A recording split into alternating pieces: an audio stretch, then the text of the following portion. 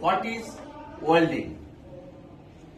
Well, the definition of welding. Welding is the joining of two base metals with the application of heat or without the application of heat. Or second question, what are the types of welding? Welding কত প্রকার? Welding প্রধানত দুই প্রকার, fusion welding and non-fusion welding.